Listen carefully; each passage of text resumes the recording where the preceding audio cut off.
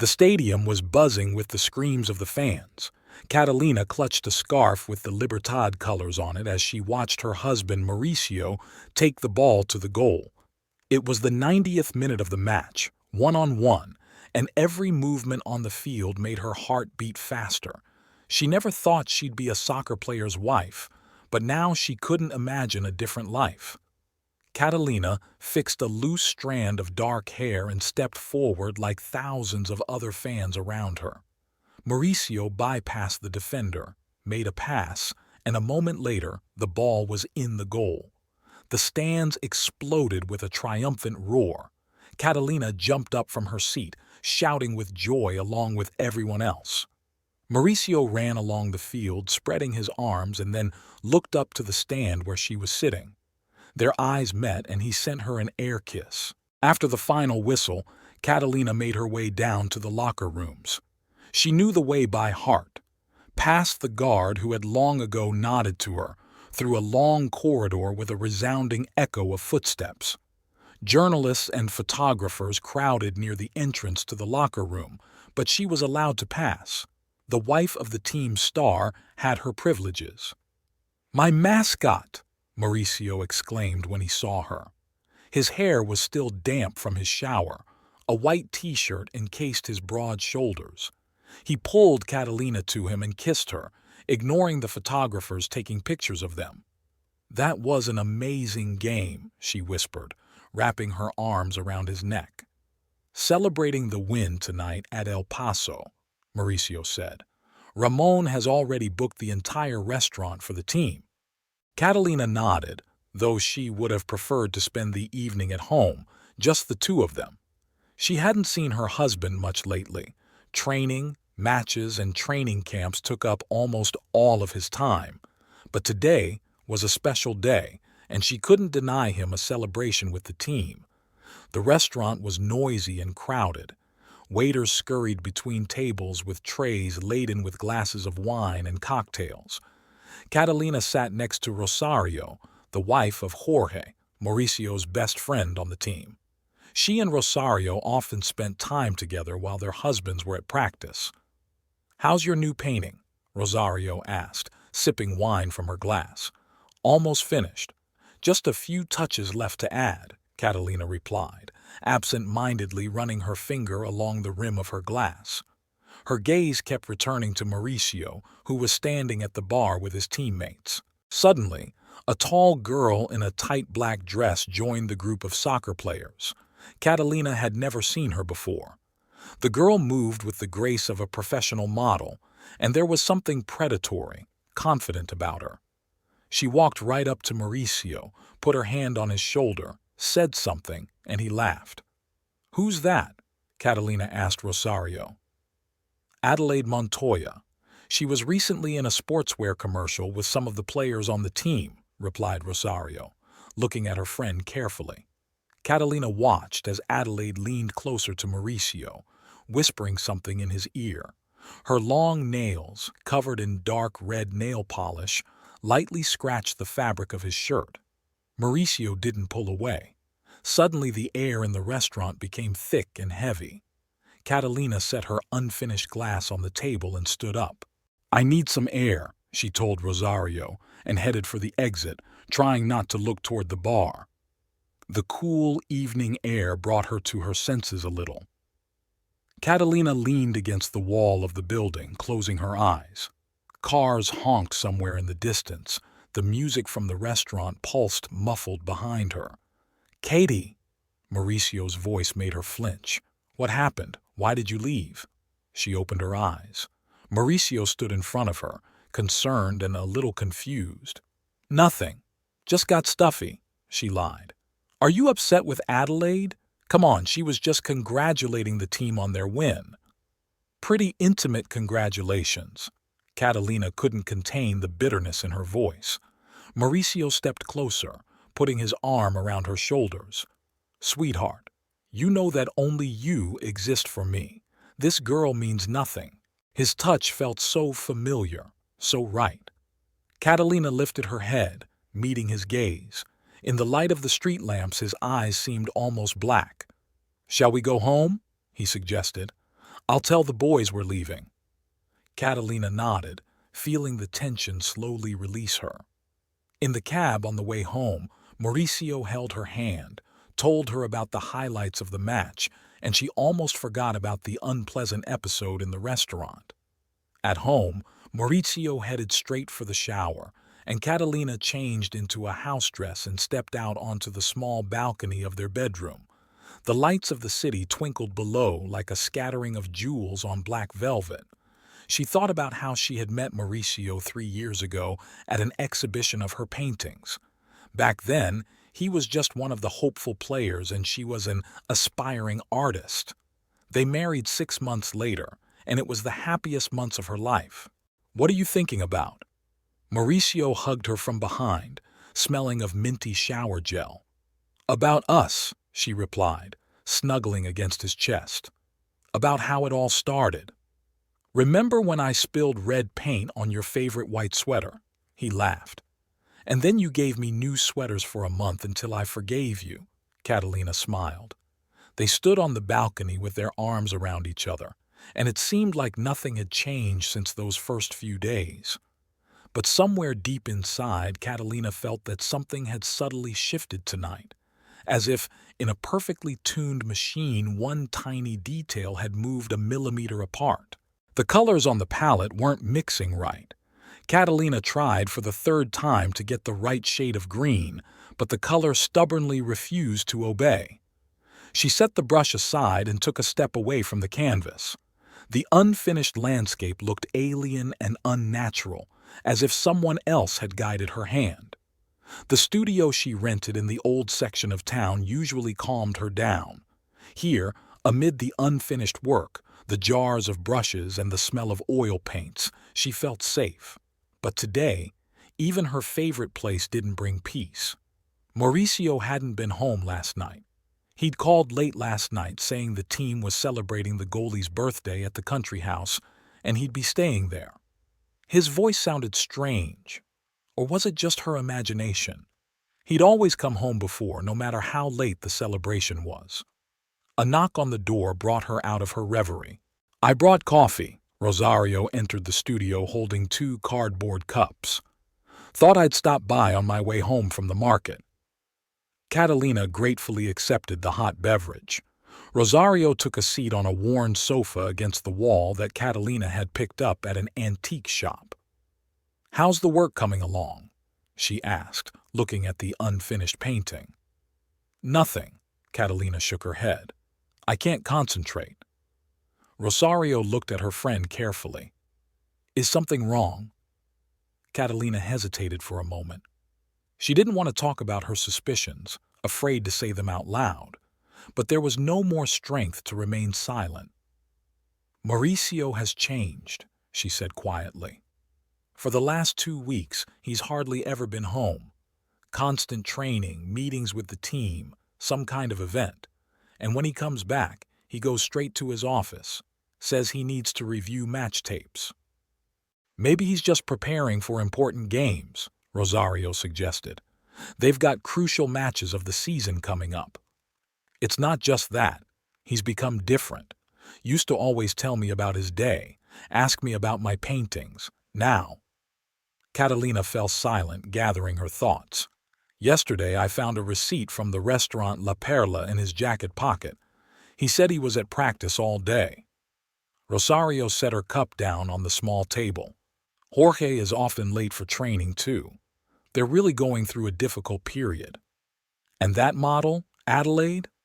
Catalina pronounced the name with difficulty. Is she often at training?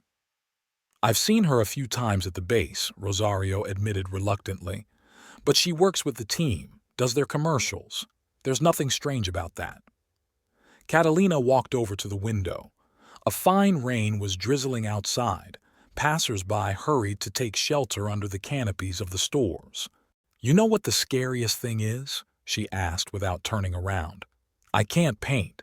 For the first time in my life, the paints won't obey me. Rosario stood up and walked over to her friend and put her arm around her shoulders. Don't get yourself worked up. Talk to him. About what?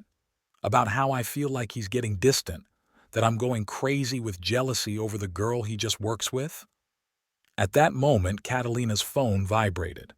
A message from Mauricio. Important meeting with the sponsors today.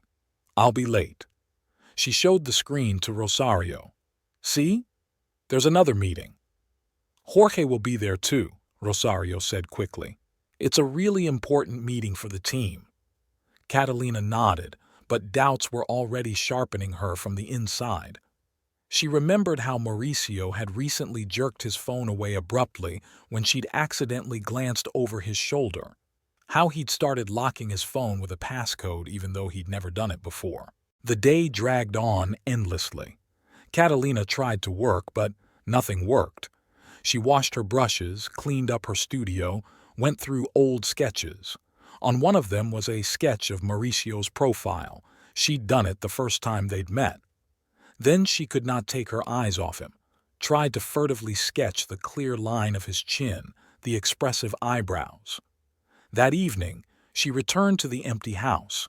In the refrigerator were containers of food she had prepared in the morning, Mauricio's favorite dishes.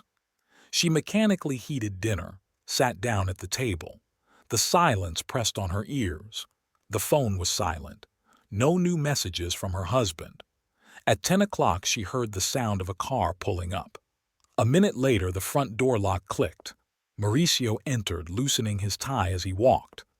Hi. He glimpsed her and headed straight for the stairs. I'm really tired. I'm going to take a shower. How was the meeting? Catalina asked. Fine, he shrugged, not stopping. And who was there? Mauricio froze in the middle of the stairs. Just a normal meeting with the sponsors. The whole team, coaches, company representatives, nothing interesting. He smelled of expensive women's perfume. Catalina felt her heart clench in her chest. Are you having dinner? She asked, trying to keep her voice sound casual. No, we had a snack there. He went upstairs without even looking at her. Catalina remained seated at the table, looking at the containers of untouched food. Scraps of thoughts swirled in her head. The check from the restaurant, the smell of someone else's perfume, the password on her phone, the indifferent stare. She pulled out her phone, opened the messages from Rosario. Her fingers trembled as she typed, Were you right about the meeting? Was Jorge there too? The reply came almost immediately. Jorge has been home since 5 o'clock. There was no meeting with the sponsors. Catalina slowly placed the phone on the table. There was the sound of water coming from upstairs. Mauricio was still in the shower. She looked at her reflection in the dark window, a pale face, faded eyes. The woman in the reflection seemed unfamiliar to her. The central square of the city was bathed in a soft autumn sun. Catalina walked along the paving stones, holding a bag of new brushes and paints. She hoped the fresh materials would help her regain her inspiration. She had ruined her last 3 paintings by failing to finish them. They all seemed fake, lifeless. As she passed the El Condor Café, she slowed her step. At a table by the window sat a couple, a tall man in a dark shirt and a woman in a red dress. They were holding hands, leaning toward each other. Something about the man's silhouette seemed painfully familiar. Catalina stopped, peering through the window. The woman tossed back her long, dark hair in that distinctive, confident gesture. Adelaide. The man turned, and for a moment she thought, no, it wasn't Mauricio, just a similar hairstyle, a similar turn of the shoulders. Catalina forced herself to move on. The bag of supplies was digging into her fingers, but she barely noticed it. She'd been seeing Mauricio everywhere lately, in random passers-by, in the reflections of shop windows, in silhouettes outside cafe windows. At home, she found her neighbor Sylvia Ortiz, watering the flowers on their shared terrace. Sylvia had lived in the house across the street for 15 years and knew all the local news. "How's your husband, dear?" Sylvia asked, spraying the orchids. "I saw him yesterday. He was back so late." Catalina tensed. "What time?" "Around midnight, I guess. The cab stopped right under my windows." Sylvia paused. You know, my niece works at the La Perla restaurant. She says she often sees soccer players from Libertad there. Catalina remained silent, pretending to look at the flowers.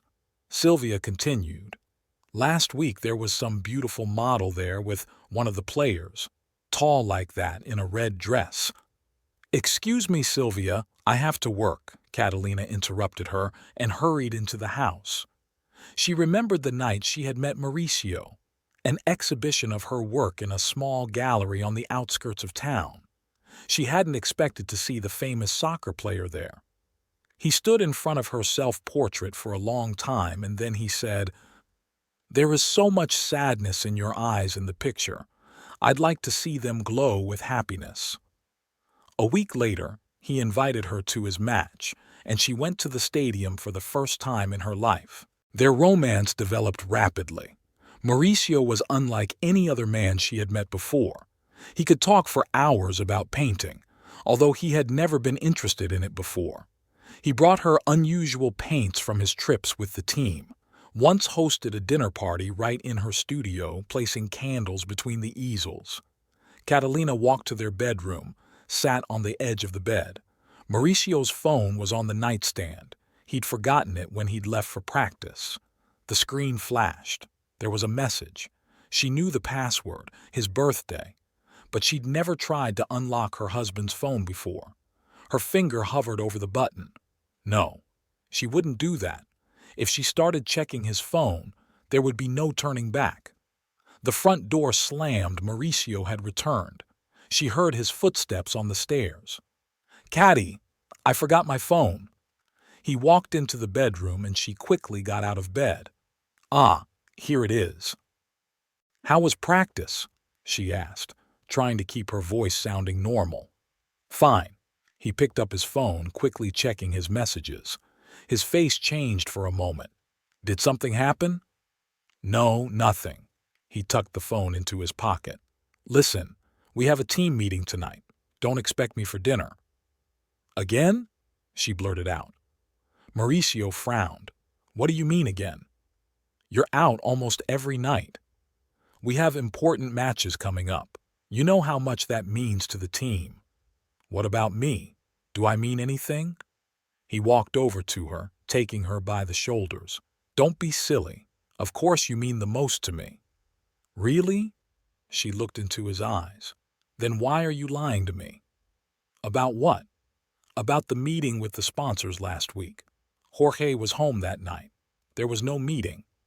Mauricio froze for a moment, then slowly lowered his hands. "I didn't want to worry you. I had a private meeting with representatives of an advertising agency. They're offering a new contract." "With Adelaide?" she asked quietly. "What has Adelaide got to do with it?" He took a step back. "Are you following me?" "No, just seeing what's going on." "Nothing's going on." His voice grew harsher. "You're making up things that aren't there. Adelaide is a model who works with the team. That's it. I saw you at the cafe today." Mauricio froze. "What?" "At El Condor. You were sitting by the window." "That's impossible." He shook his head. "I was at practice all morning. You can ask Ramon." Catalina felt the ground go from under her feet. So she'd really imagined it? Could she no longer trust her own eyes? "I'm sorry," she whispered. I don't know what's happening to me." Mauricio softened, put his arm around her. "Honey, you're tired. You need to rest. You know what? We have an important match in Brazil in a week. Why don't you come with me? We'll spend a few days there after the game, just you and me." She pressed herself against his chest, breathing in the familiar scent. Maybe she was really making this up? Maybe this paranoia was just the result of fatigue and loneliness? "Okay," she said. "I'll go with you." He kissed the top of her head. "That's fine. Now I have to go to a meeting. Don't be sad, okay?" When he left, Catalina stood at the window for a long time, watching his car disappear around the corner. On the terrace, Sylvia was still tending to the flowers, but Catalina didn't go out to see her. She was afraid to hear any more news of the tall girl in the red dress. The suitcase lay open on the bed, and Catalina could not concentrate on packing. She folded her things mechanically, every now and then distracted by thoughts of the upcoming trip. Brazil. 5 days alone with Mauricio. Maybe it would really help them regain what seemed to be slipping through their fingers. She pulled a summer dress out of her closet, the same turquoise one that Mauricio was particularly fond of. She ran her hand over the soft fabric, smoothing out the non-existent creases. The last time she'd worn it was on their wedding anniversary, 4 months ago. Mauricio had said then that she looked like a sea wave in it. The ringing of the phone interrupted her memories. Rosario. Going to Brazil. Her friend's voice sounded strangely tense. Yeah, I'm finishing packing. Catalina carefully placed the dress in her suitcase. Listen. Rosario paused. There's something I have to tell you. Jorge mentioned that the whole team is flying to the match and the cheerleaders, including the models from the advertising campaign. Catalina froze with another blouse in her hands. You mean Adelaide will be there too? Yes, I thought you should know. The blouse slipped from her weakened fingers. Catalina sank slowly to the edge of the bed. Mauricio didn't tell me. Maybe he didn't know? Or didn't make a big deal of it? Maybe. Catalina closed her eyes. You know, sometimes I think I'm going crazy, seeing signs where there aren't any, making up stories that only exist in my head. Kathy. And sometimes, she lowered her voice to a whisper, sometimes I think I just don't want to see the truth. There was a knock on the bedroom door. Sylvia poked her head through the crack. Sorry to disturb you, dear. Just wanted to drop off these herbs for tea. They help with jet lag. Catalina quickly wiped her eyes. Thank you, Sylvia. That's very kind of you.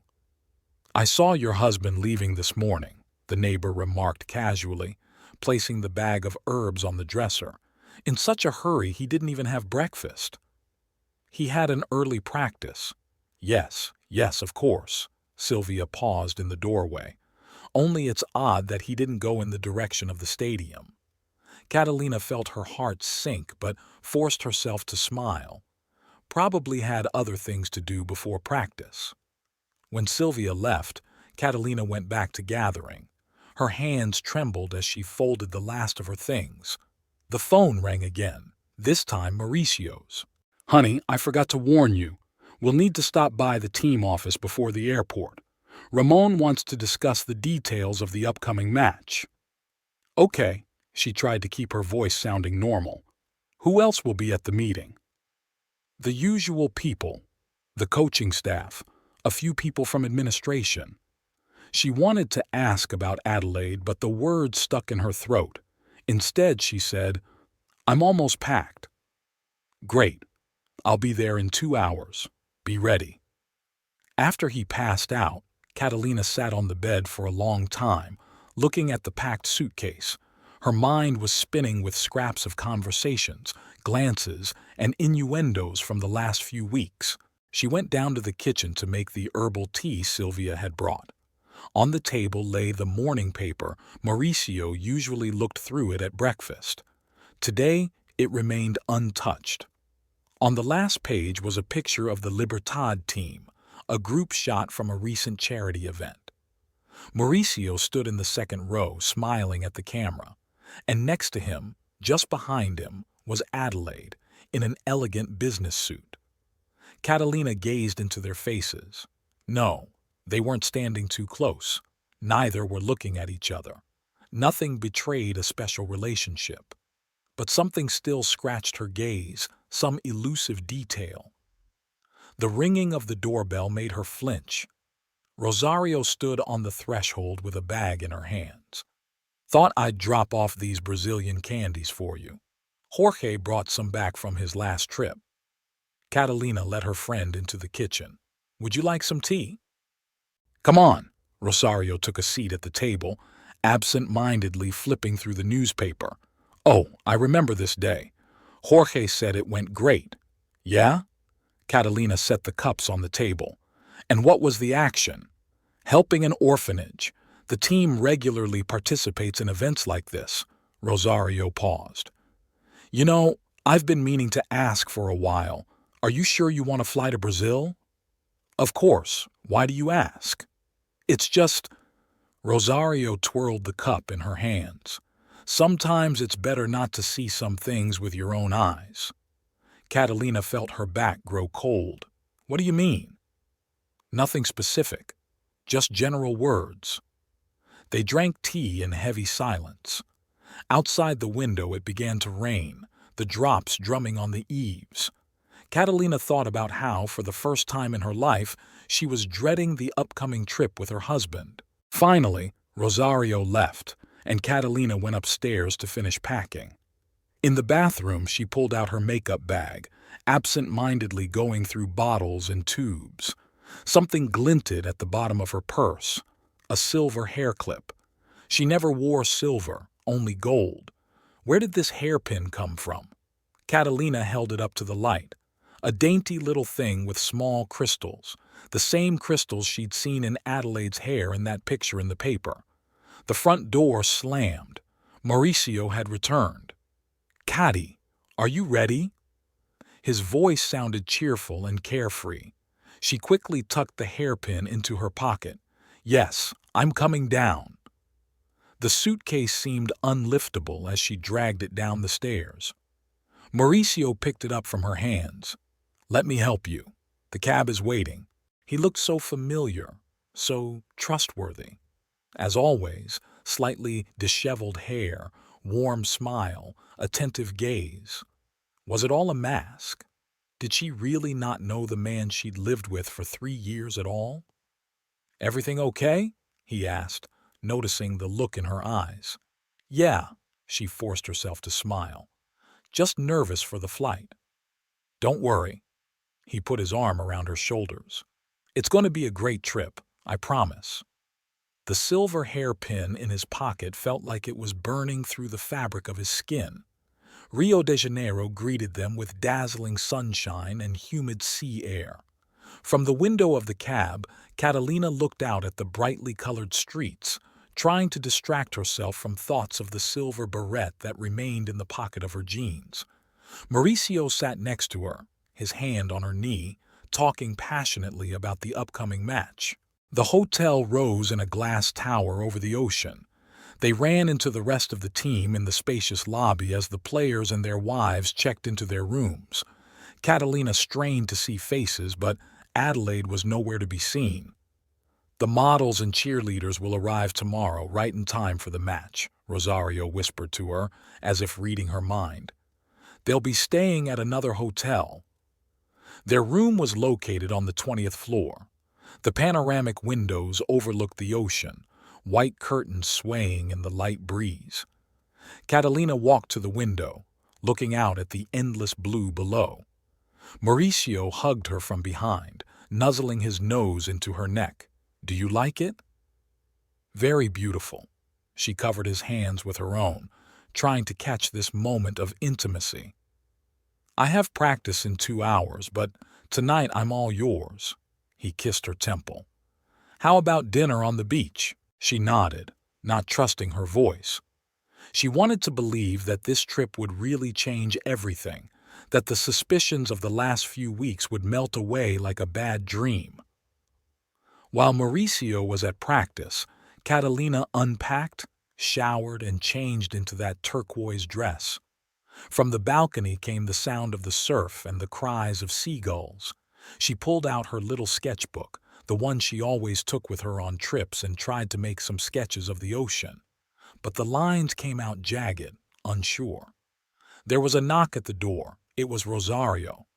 "Thought I'd stop by while the men are at practice." She took a seat in the chair by the window. "How are you?" "Fine." Catalina set aside her sketchbook. "You know, maybe I really have it all figured out. Look how beautiful it is here. Maybe we just needed this vacation." Rosario was quiet, looking at her friend. "You didn't throw that hairpin away, did you?" "No." "So, what are you going to do?" Catalina shook her head. "I don't know. I just want these days to be good. I want to believe that things can be like they used to be." Mauricio came back from practice encouraged and full of energy. He insisted that they go to the beach right away without waiting until evening. They walked along the water's edge, him holding her hand telling her funny stories from practice. The salt spray hit her face, the sand getting between her toes. "Remember our first vacation?" he asked suddenly. "That trip to the coast?" "Of course," she smiled. "You taught me to swim, and I was afraid to go deeper than knee-deep. And then we built a sand castle and a surging wave washed it away," he laughed. "You were so upset. And you said we'd build a new one, an even better one." He stopped, turning her around to face him. "I love you, Caddy. Do you know that?" She looked into his eyes, trying to find the truth there. "Do you really know?" Instead of answering, he kissed her.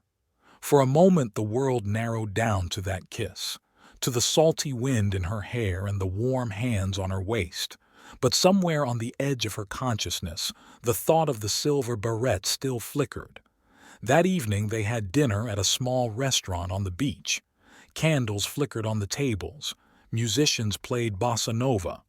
Mauricio ordered the best wine. They drank to victory in tomorrow's match. "Will you stay after the game for a celebratory dinner?" he asked. "The whole team will." "And the cheerleaders too?" The question escaped her lips before she could stop him.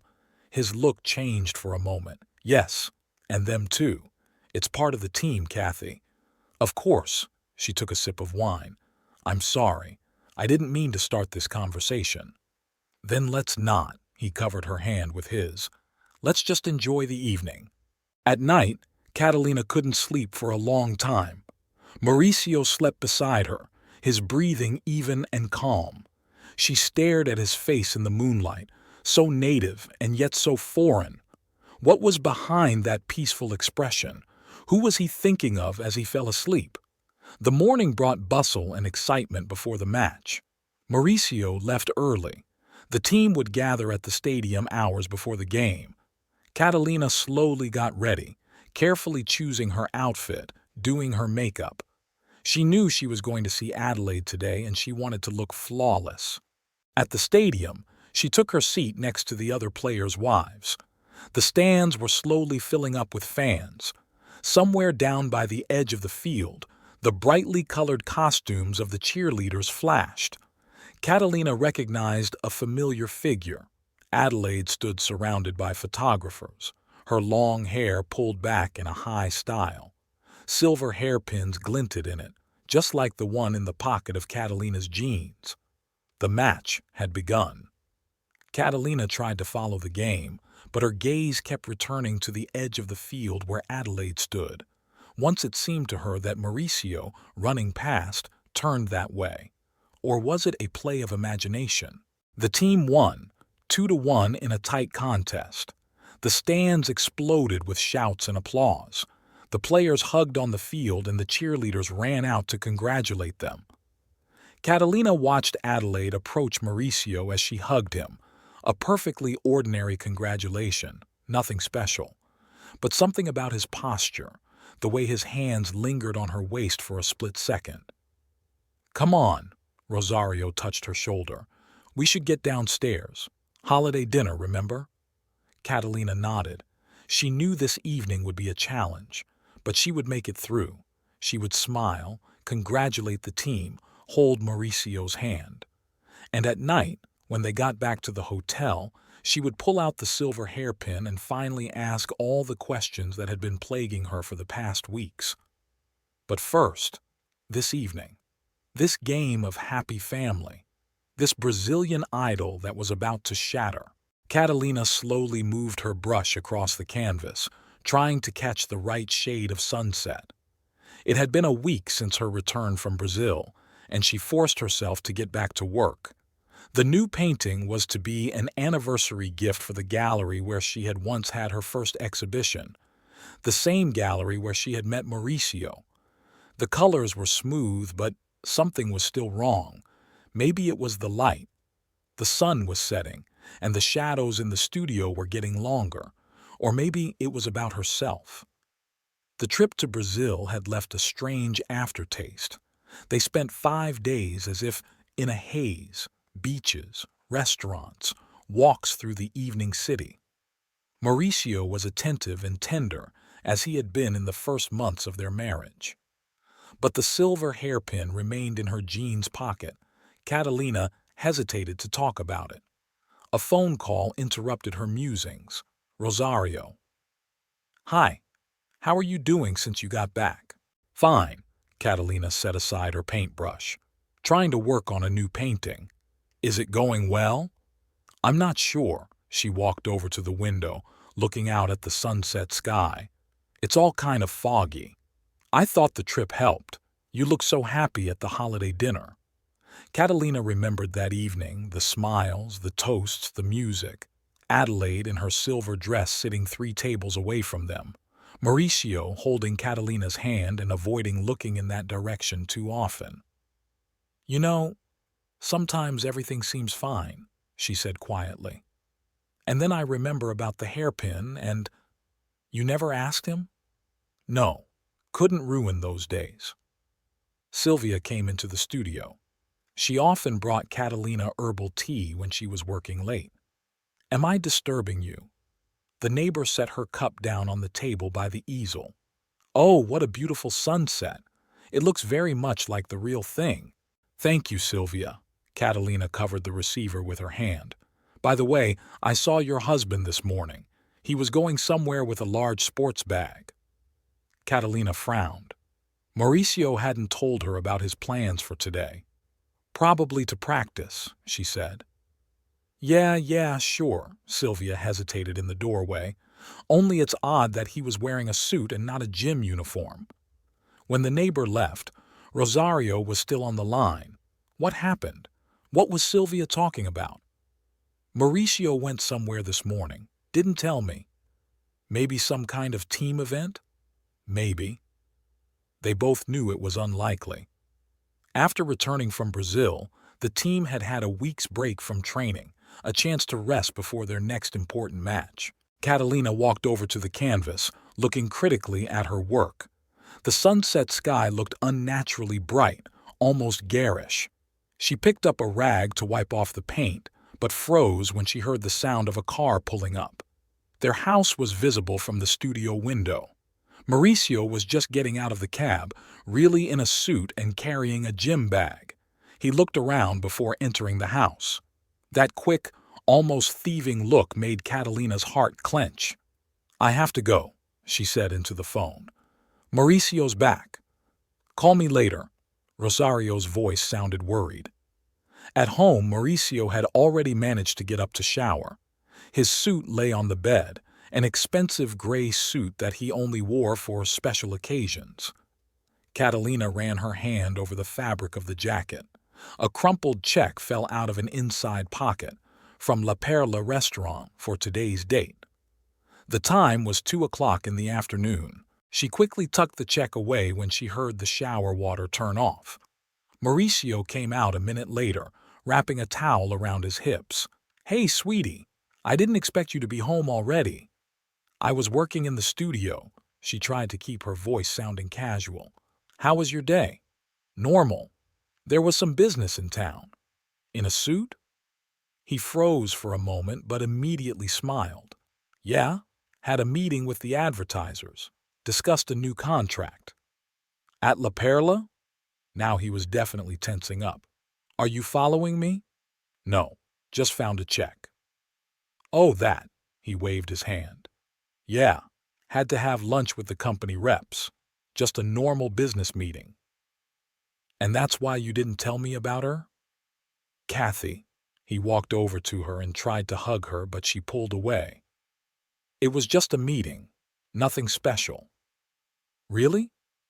She looked into his eyes. "And Adelaide wasn't there?" His face twitched, just for a moment, but she noticed that shadow running across the familiar features.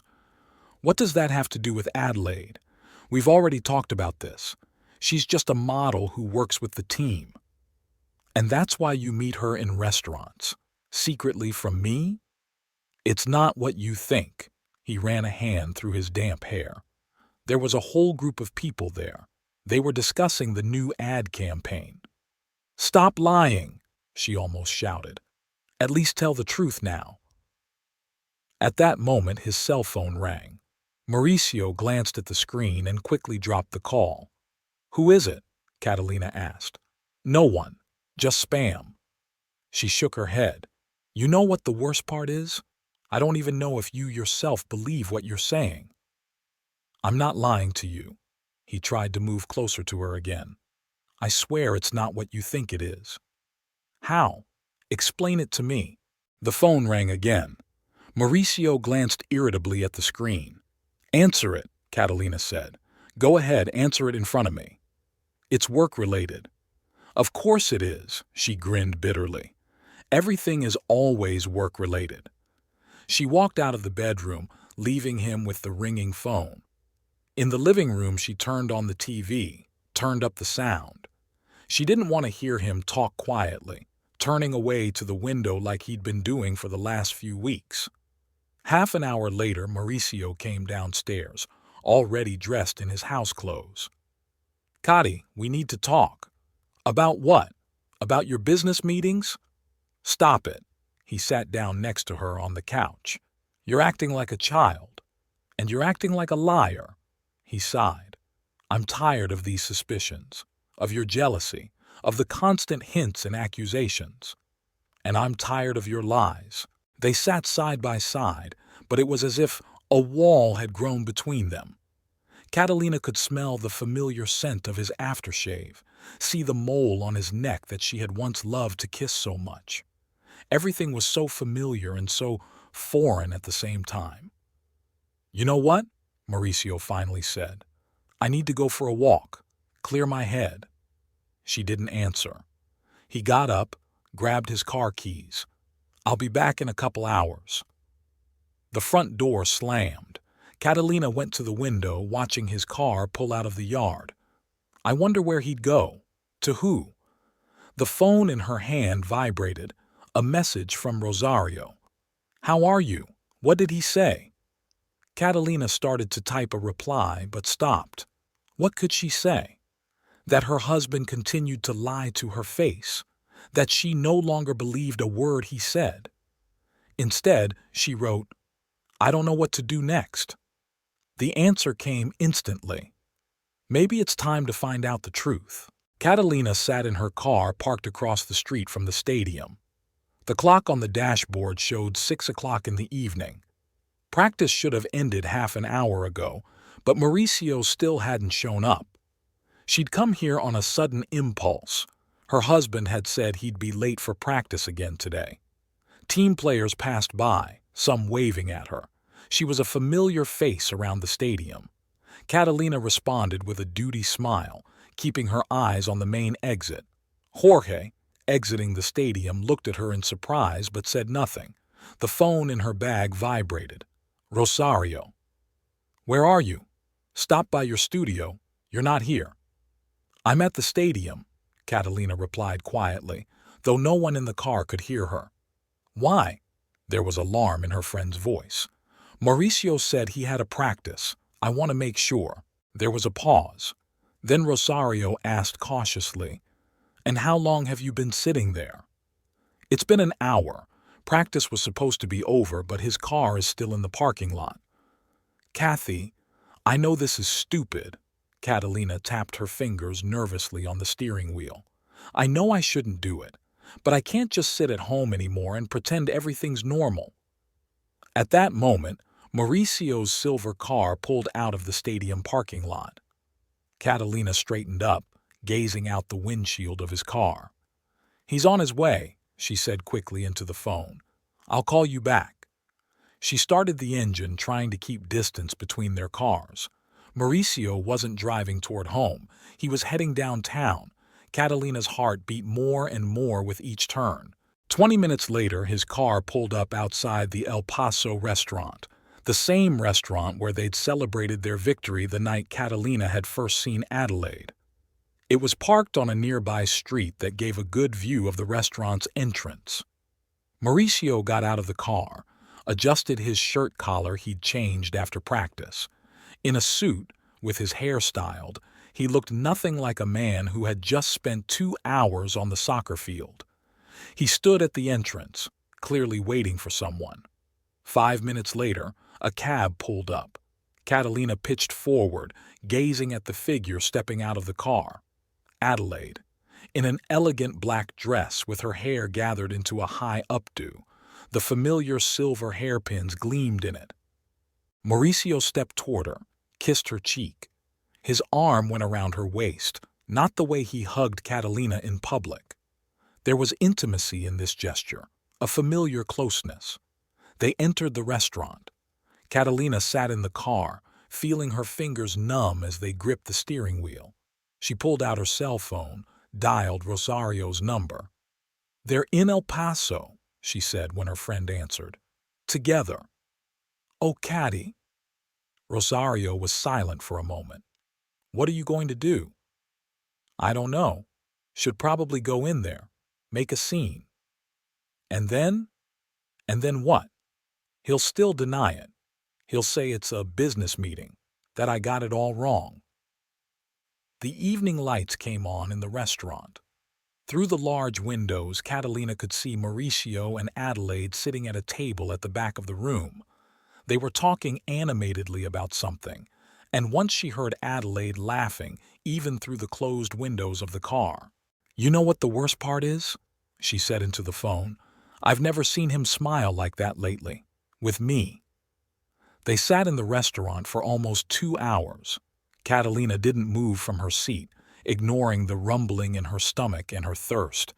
She just watched her husband dine with another woman leaning toward her, touching her hand, laughing at her jokes. Finally, they went out. Mauricio put his hand on her waist again, pulled her closer. They stood at the entrance, talking about something. Then he leaned over and kissed her, not on the cheek, as when they met, but on the lips, a long, tender kiss. Catalina felt tears streaming down her cheeks. She hastily wiped them away. She couldn't let her emotions cloud her vision. She had to see everything. Adelaide got into a cab that pulled up. Mauricio waited until the car disappeared around the corner, then got into his car. Catalina started the engine but didn't follow him. She knew he was going home, knew he'd walk into their bedroom, kiss her on the cheek, and tell her that practice had been hard. Instead, she drove to Rosario's. Her friend was waiting for her on the porch. "I saw everything," Catalina said as she got out of the car. "Everything you needed to see." Rosario hugged her silently. They walked into the house, and only then did Catalina let herself burst into tears, silently, covering her face with her hands. "What am I supposed to do now?" she asked, when the tears were finally over. "What you should." Rosario handed her a cup of hot tea. "But not today. Tonight you're staying at my place." Catalina pulled out her phone, texted Mauricio a quick message. "Staying late at the studio. Don't wait up." The reply came almost immediately. "Okay, honey. I'm tired too. I'll go to bed early." She grinned bitterly. Even now he was still lying, not asking unnecessary questions, not worrying about her. "You know," she said, looking at the phone screen, "I have to catch them, really catch them, so he can't turn away, say I got it all wrong." "And how will you do that?" Catalina was quiet for a moment, then said slowly, "I need to leave." "What?" "Not for real. I'll tell him I'm going to my mom's for a few days. I'll keep an eye on the house myself."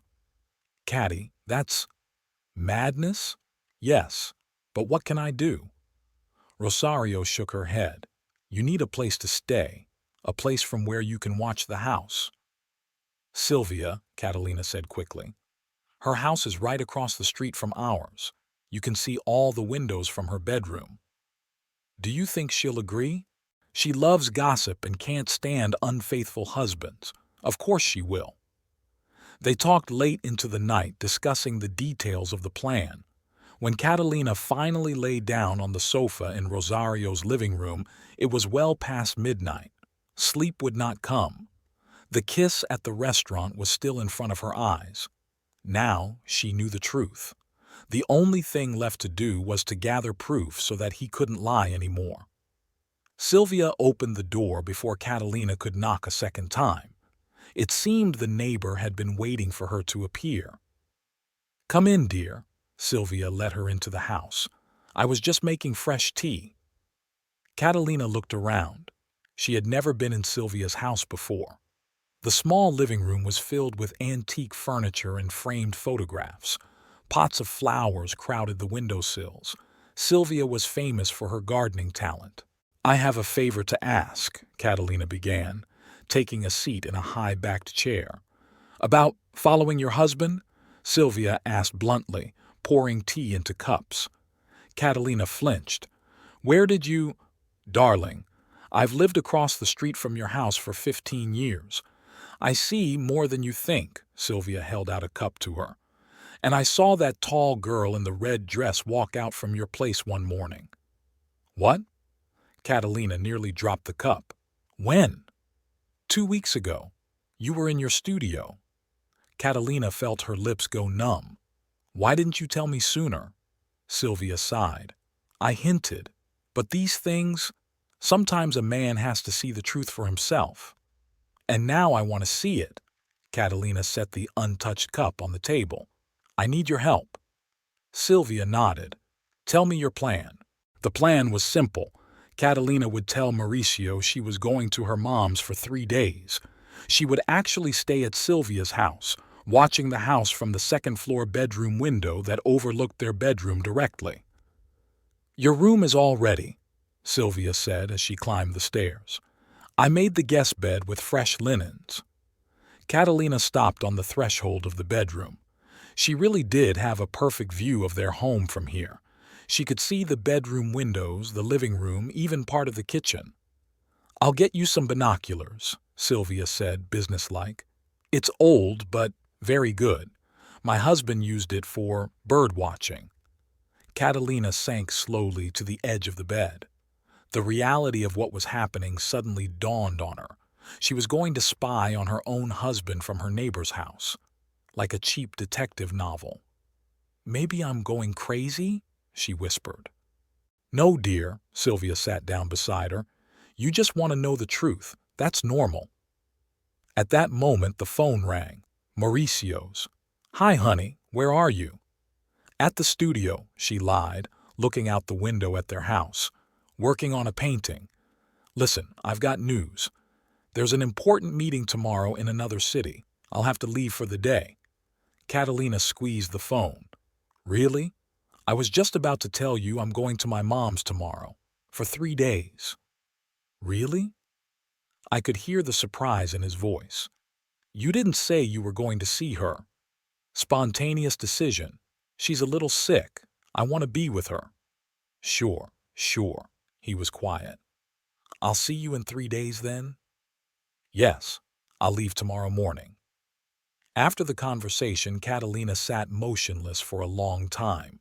Sylvia silently held out a handkerchief to her. She hadn't even noticed she was crying.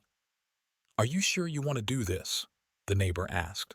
"Do I have a choice?" She returned home in the evening, packed a small bag, enough stuff for 3 days. Mauricio watched the packing, sitting on the edge of the bed. "Say hi to your mom," he said. "I wish I could come with you." "Yeah, too bad." She zipped up her bag. "Are you sure you'll be back tomorrow night?" "Of course. It's just for 1 day." They had dinner together. It had been rare lately. Mauricio talked about upcoming matches, about the team's new contracts. Catalina nodded, smiled in all the right places, and thought about watching this house from Sylvia's window at this time tomorrow. At night, she couldn't sleep. Mauricio slept beside her, his breathing even and calm. I wonder if he dreams of Adelaide. Does he think of her when he falls asleep next to his wife? In the morning, they said goodbye as usual. A light kiss, a wish for a good journey. Catalina got into the car, waved to him, drove a few blocks, parked in a quiet alley, pulled out her phone, texted Rosario. "I'm at Sylvia's. It's starting." The reply came instantly. "Be careful. Don't do anything stupid." Catalina grinned bitterly. What other stupid things could she do? Could there be anything more foolish than hiding in a neighbor's house to catch her own husband with a mistress? There was already breakfast waiting for her at Sylvia's house, fresh croissants and coffee. "You must eat," the neighbor said sternly. "It's going to be a long day." Catalina obediently chewed the croissant, looking out the window at their house. Mauricio had already left, ostensibly for an important meeting in another city. I wonder where he really is. With whom? "Here, take these." Sylvia handed her the binoculars. "And the camera, too. You'll need proof." The day stretched on interminably. Catalina sat by the window, pretending to read a book, but really unable to concentrate on anything but watching the house. Sylvia brought her food and tea, tried to distract her with conversation, but it was no use. In the evening, Mauricio called. "The meeting ran late. I'll be back late. How's Mom?" "Better," she lied. "Resting right now." "Good. Call me tomorrow?" "Sure." She disconnected and turned to Sylvia. He lied, again. "Do you think she's coming today?" "No. Today he's just preparing the ground. Tomorrow or the day after tomorrow, that's when." The night in the stranger's house seemed endless. Catalina lay sleepless, staring at the dark windows of her home. Somewhere out there, in their bedroom, Mauricio lay alone too. Or not alone. No, definitely alone tonight. He wouldn't risk bringing Adelaide in on the first night. In the morning, she woke to the sound of a car pulling up. Mauricio was leaving for training. It was business as usual, nothing suspicious. But she knew this was just the beginning. The real game would begin tonight. "Are you ready?" Sylvia asked, bringing her coffee. Catalina nodded, not taking her eyes off the window. "Tonight will decide everything. I can feel it." The day stretched agonizingly slow.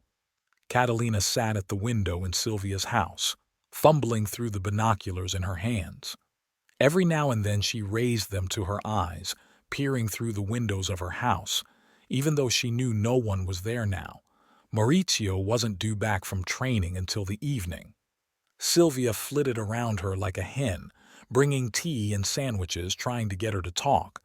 But Catalina barely touched her food. All her attention was on the house across the street. "You need to eat," Sylvia repeated for the 10th time, placing a plate of hot soup in front of her. "You can't sit on tea alone." "I can't," Catalina shook her head. "I can't get a bite down my throat." The phone vibrated, a message from Mauricio. "How's Mom? Aren't you bored there?" She typed a reply.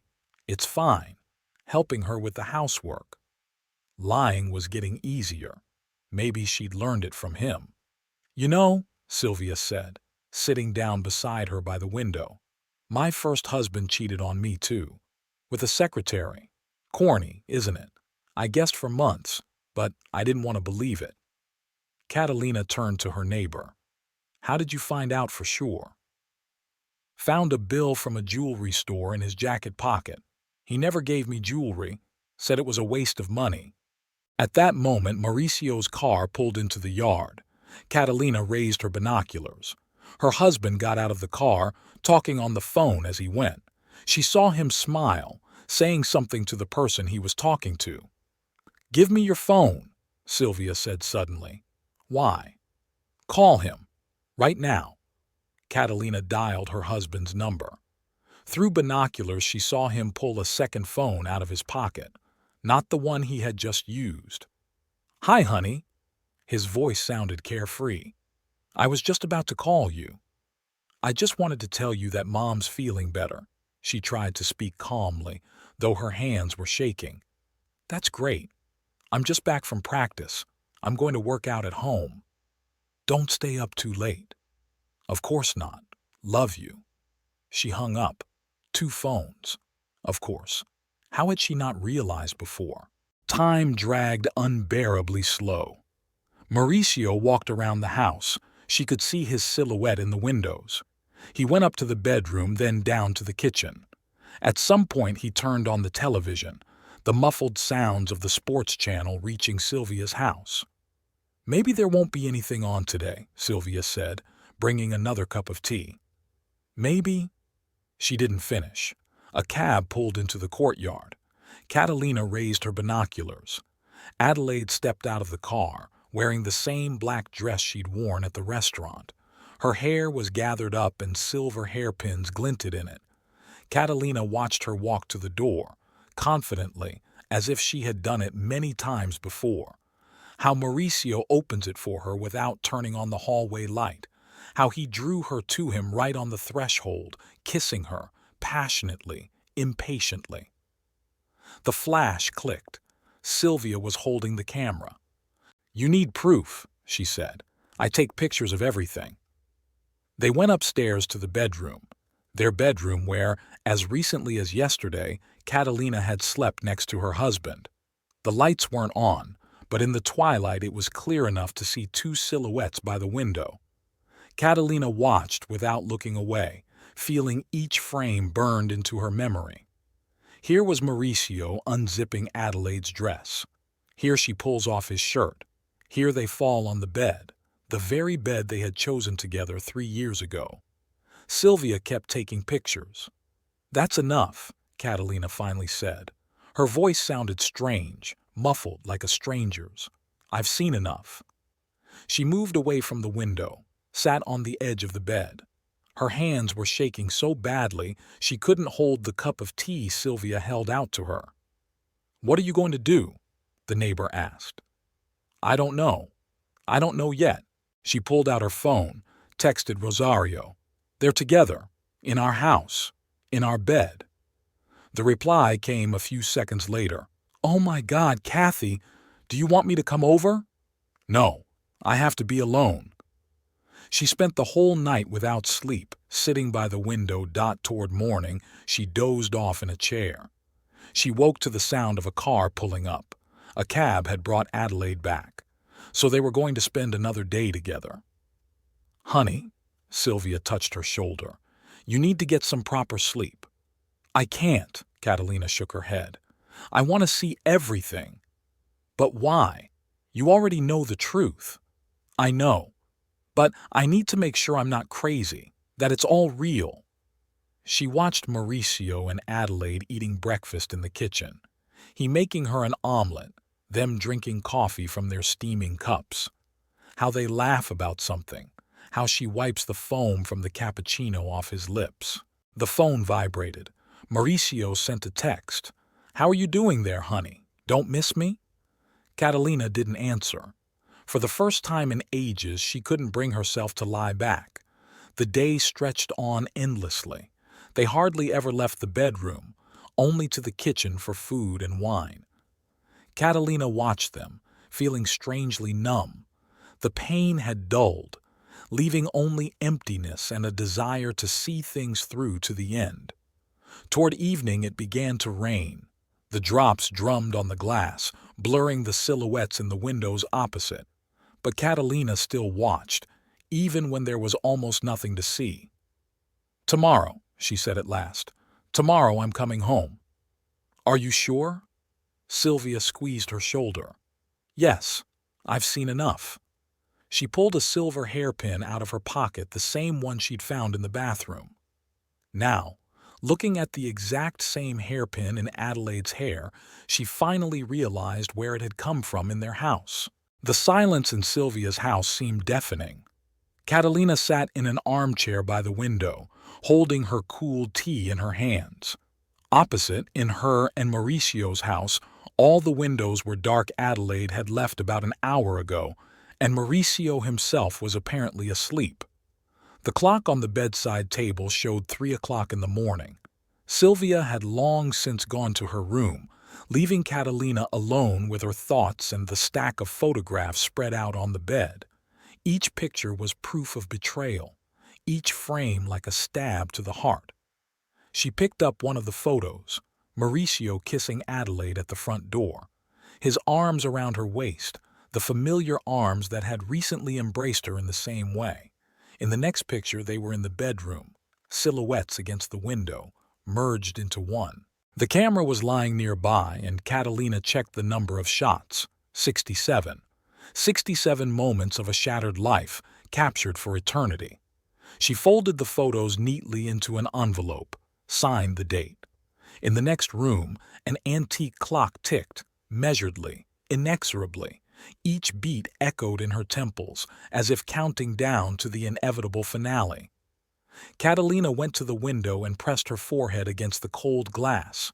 In the darkness, their house seemed alien, unfamiliar. The phone vibrated, a message from Rosario. "You awake?" "No, I can't." "Do you want to talk?" Catalina paused before answering. "You know what the weirdest thing is? I feel almost peaceful, like none of this is happening to me." "It's a shock, honey. You need to get some sleep." "I can't. I'm afraid that if I fall asleep, I'll find out in the morning that it was all just a nightmare. And I want to remember every minute of it. I want to remember how he betrayed me." A light came on in the house across the street, in the kitchen. Catalina raised her binoculars. Mauricio stood by the refrigerator, pouring himself water. Such a common sight. How many times had she seen him like that, during night wakings? Only before, he'd always brought water for her too, knowing she often woke up thirsty. The light in the kitchen went out. Catalina continued to stare into the darkness until her eyes began to water. On the table beside the chair lay a silver hairpin, silent evidence that Adelaide had been in their home before. How many times? How long ago had it started? She pulled out her phone, opened a gallery of photos. Here she was with Mauricio in Brazil just 2 weeks ago. His smile, his embrace. Was it all a lie?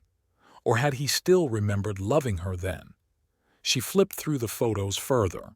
Their last wedding anniversary, their vacation together, ordinary moments at home. In every picture, they looked happy. When had that changed? At what point had his smile become a mask? Outside the window, dawn was beginning to gray. Catalina watched as the outlines of houses, trees, and parked cars gradually emerged. Their bedroom was still dark, which meant Mauricio was still asleep. Asleep in the bed where he had made love to another woman a few hours before. Sylvia appeared in the room with a tray, fresh coffee, toast with jam. "You haven't slept." It wasn't a question. It was a statement. Catalina shook her head. "I couldn't have." "What are you going to do next?" "Going back home. Tonight." "Right now?" "No. I'll wait until he leaves for practice. I want to look around the house, find more evidence if there's any." Sylvia crouched down beside her. "And then?" "Then I'll wait for him to come back, and I'll show the pictures." "Are you sure you're ready for that conversation?" Catalina looked at the envelope with the photos. "No, but I have to do it. I have to see his face when he realizes he can't lie anymore." The house across the street began to move. Mauricio was getting ready for his workout. Catalina watched his morning ritual through binoculars. Here he was doing his exercises in the living room. Here he was having breakfast in the kitchen, reading the news on his phone. All business as usual, as if nothing had happened that night. His phone rang.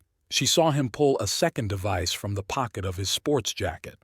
Even from here, it was noticeable how his face changed as he looked at the screen. There was a special smile reserved for only one person. "I can't see it." Catalina set the binoculars aside. "I can't watch him smile at her." Sylvia squeezed her hand in silence. They sat like that until Mauricio came out of the house and left for practice. Only then did Catalina let herself cry, silently, covering her face with her hands. "I need to pack," she finally said, wiping her eyes. "I have a few hours before he gets back." She pulled out her phone, texted Mauricio. "Mom's doing well. I'll be back tomorrow morning." The reply came almost immediately. "Great, honey. Missed you." 3 little words, and each one a lie. Catalina saved the message, another piece of evidence to her collection. "Here's what I don't understand," she said, turning to Sylvia. "Why go on with this play? Why write about love if it's gone? Maybe he's just comfortable having both lives, suggested the neighbor. An exemplary husband and a secret lover. A lot of men like that. Catalina walked over to the mirror, looking at her reflection. The sleepless night had left shadows under her eyes, but she still put on her makeup carefully, styled her hair, wore that same turquoise dress, his favorite. "You know," she said, turning to Sylvia, "I want him to remember me like this, beautiful and calm, not broken, not sobbing, just a woman who learned the truth and made a decision." She put the photos, the phone, the silver barrette into her bag. She looked out the window one last time, at the house that had been her fortress just yesterday, and now was a place of betrayal. "Thank you," she hugged Sylvia, "for everything." "You're strong, girl," the neighbor stroked her back. "You'll get through this." Catalina nodded. It was a few hours until Mauricio's return. A few hours until the moment that would change everything. The key in the lock turned with a quiet click. Catalina entered the house, which now seemed foreign and hostile. The faint scent of Adelaide's perfume still lingered in the air, sweet, with a hint of vanilla. Catalina walked slowly through the first floor, noting little details she hadn't noticed before. 2 glasses in the drying rack in the kitchen, a crumpled napkin on the living room floor, a moved pillow on the couch. In the laundry basket in the bathroom, she found sheets, freshly laundered. Mauricio was always neat, always covering his tracks. She wondered how many times he'd changed the linens after his meetings with Adelaide. How many times had she, unsuspecting, slept on those sheets? Catalina went upstairs to the bedroom. The smell of perfume was stronger here. It seemed to be absorbed into the curtains, into the carpet, into the air itself.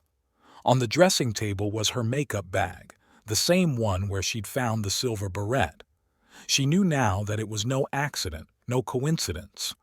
In the closet, on the shelf with Mauricio's shirts, she noticed a small box. Inside were letters, dozens of letters written in neat, feminine handwriting. Catalina didn't bother to read them. It was enough to see the signature, "Yours A," at the end of each message. She put the letters back in the box and set it on the bed next to the envelope of photographs. On the bedside table was their wedding photo. Catalina took the frame in her hands. Happy faces, genuine smiles, so many hopes and plans for the future. Where had it all gone wrong? At what point had love turned into a habit and then a lie? The ringing of the phone made her flinch. "Rosario." "Are you home?" "Yes, gathering evidence." "Did you find anything?" "Letters. Dozens of letters from her. He kept them in his closet right among his things." "Oh, Catty." "You know what the worst part is? He didn't even try to hide them much. It's like he was sure I'd never look." She went down to the kitchen, mechanically putting the kettle on. Everything here was a reminder of last night. The cups they'd used, the crumbs from the toast on the countertop, the forgotten teaspoon on the saucer. There was a note on the table. "Thank you for a wonderful night." "I don't know if I'll ever live here again," she said into the phone. "Everything, every corner, everything reminds me of the betrayal. You don't have to stay there. You can stay at my place until you decide what to do next." Catalina shook her head, though Rosario couldn't see her. "I have to finish this first, have to tell him everything." She made herself some tea but couldn't drink it. Sitting down at the kitchen table, she spread the evidence in front of her. Photographs, letters, a silver hairpin. The amount of evidence made it hard to breathe. Each thing screamed betrayal, broken trust, trampled love. Mauricio's notebook was on the table. He always wrote down his training and meeting schedules in it. Catalina opened it and froze. Almost every Tuesday was marked with an A. She flipped back through the notebook. The same mark stretched across weeks and months. He hadn't even tried to hide it, just coded their meetings with a single letter. The time was nearing evening. Mauricio was due back from practice soon. Catalina went upstairs, showered, dried her hair thoroughly. She put on a fresh dress, put on some lipstick. She wanted to look flawless for this last conversation. Her cell phone vibrated in her purse, a message from Mauricio. "Practice is over. I'll be home in an hour." She didn't reply. Instead, she texted Rosario. "He's coming back. I'm ready." "Hang in there, honey. You're strong." Catalina went down to the living room, sat in a chair. On the coffee table in front of her lay all the evidence she had collected: photos, letters, a hairpin, a notepad with notes. She put her phone next to it. It held screenshots of his messages, full of lies and feigned concern. It was starting to get dark outside the window. She didn't turn on the lights, let the room stay in semi-darkness. It would be easier to talk, easier to look him in the eye when she had to say all those words that had been building up inside her for weeks. The sound of a car pulling up made her straighten in her chair. Headlights illuminated the window, then went out. A car door slammed, footsteps on the driveway, keys jingling. Catalina inhaled deeply, preparing for what was about to happen. The front door opened, letting a familiar silhouette into the house. Mauricio flicked the light switch in the hallway, but the light didn't come on. Catalina had twisted the bulb during the day. She wanted him to come through to the living room, not knowing she was here. "Weird," he muttered, pulling out his phone and turning on the flashlight. The beam of light slid down the walls until it settled on Catalina sitting in the chair. "God!" he recoiled. "Kathy, what are you doing here? I thought you were at your mom's." "Hello, Mauricio." Her voice sounded surprisingly calm. "We need to talk." He froze in the doorway of the living room, still holding the flashlight on. "You scared me. Why are you sitting in the dark?" "Turn on the light," she said. "I want you to have a good view of what I'm going to show you." Mauricio reached for the light switch. Bright light flooded the room, and Catalina saw his face change as he noticed the evidence spread out on the table. "What's this?" he asked, though it was obvious in his eyes. He already knew the answer. "The truth." She picked up the top photograph. "The very truth you've been so careful to hide these past months." Catalina held out the photos to Mauricio one by one. Each picture showed him and Adelaide entering their home, walking up to the bedroom, kissing at the window. Irrefutable evidence of betrayal captured with ruthless clarity. "Who?" His voice trembled. "Who took those pictures? Does it matter?" Catalina continued to lay the pictures out on the table, one by one methodically, as if laying out a solitaire card game. "What matters is what they depict. You and her. In our house. In our bedroom." Mauricio sank heavily into the chair opposite. "Kati, I can explain." "Really?" She pulled out a box of letters. "Then maybe you can explain this one at the same time. My beloved, every minute without you is torture." She read out a line from the top letter. "Very romantic. Adelaide clearly has a talent for writing." His face turned pale. "Have you been going through my things? And you slept with your mistress in my bed." Her voice remained remarkably calm. "I guess we're even." She pulled out a silver hairpin. "Remember this thing? I found it in the bathroom a few weeks ago. Didn't realize what it meant then. Now look at these pictures. The same barrette in Adelaide's hair. Funny coincidence, isn't it?" Mauricio ran his hand over his face. "Kati, listen." "No, you listen." She opened his notebook. "Every Tuesday is marked with the letter A. Very ingenious.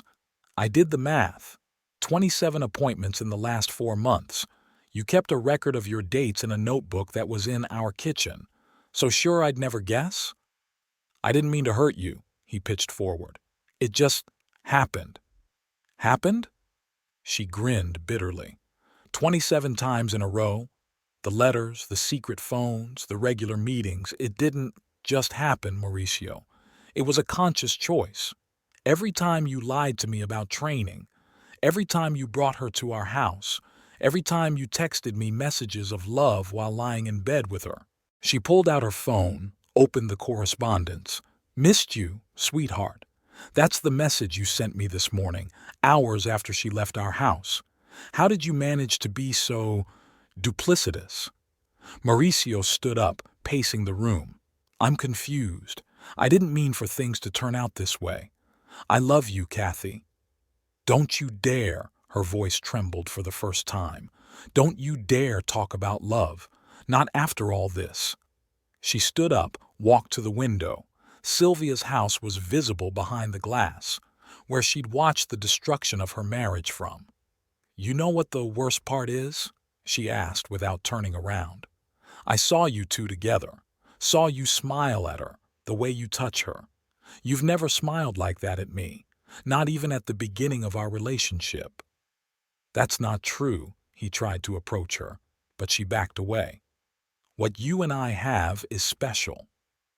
It was, she turned to him. What we had was special. Now it's just a lie. She walked over to the table, gathering the photos into a stack. I kept thinking, why didn't you go to her? Why did you continue this farce with me? And you know what I realized? You were comfortable, model wife at home, passionate mistress for meetings. The perfect life of a successful soccer player. It's not like that, he shook his head. I was confused. I couldn't choose. And now you don't have to choose. She put the pictures in an envelope. I chose for you. Mauricio collapsed into his chair, covering his face with his hands. I'm sorry. Please forgive me. I'll make it up to you. Fix it? She grinned. How do you envision it? Apologize, promise you won't do it again? Assure me it was a mistake, a momentary weakness. 27 moments of weakness, Mauricio, in 4 months. She pulled out the last picture, the clearest one, of them kissing at the front door. Look at this picture. Look at the way you're kissing her. It doesn't look like a mistake. It looks like passion, like a real feeling. Something that hasn't been there between us for a long time. Tears streamed down his face. I can explain everything. Give me a chance. No, she shook her head. No explanations, no chances. I want you to leave. Kathy. Now, her voice became hard. Pack your things and leave. Now. This is my home too, he tried to object. Not anymore, she placed an envelope of photographs in front of him. If you don't leave willingly, I'll send these pictures to the sports papers. I'm sure they'll be interested to know what a soccer star does in his spare time. He turned even paler. You won't do that. Shall we check? She pulled out her cell phone. I've got the numbers of several journalists. They'll be thrilled with a story like this. Mauricio got up slowly. I need to pack. You have an hour. She watched him walk up the stairs, hunched over, aged in those minutes, heard him pacing the bedroom, gathering the essentials, opening and closing drawers, taking things off the hangers. 40 minutes later, he came downstairs with 2 suitcases. Can I pick up the rest later? She nodded without looking at him. I'll stack everything in the garage. You can pick it up when I'm at the studio. He paused at the door. Kathy, I really love you. Get out, she said quietly. Just get out. The front door closed, the sound of a car pulling away. Silence. Catalina sank slowly into the chair. On the table still lay the evidence of their broken marriage photos, letters, a hairpin. She gathered it all into a box, tied it with a ribbon. Her phone vibrated a message from Rosario. How are you? He's gone. Do you want me to come over? No, I need to be alone. She went upstairs to the bedroom. The closet was open, forgotten socks lying on the floor, empty hangers swaying on the rung. She went to the window. The light from Sylvia's house was still on. The neighbor must be awake, waiting for news. Something jingled in the hallway. Catalina went downstairs and found the key to the front door on the floor. Mauricio had slipped it under the door before he left. She picked up the key, twirled it in her hands. So many memories connected to that little piece of metal. How they had first entered this house. How they had made plans. How they had dreamed of the future. Now, it was all in the past. Like their marriage. And so is their love.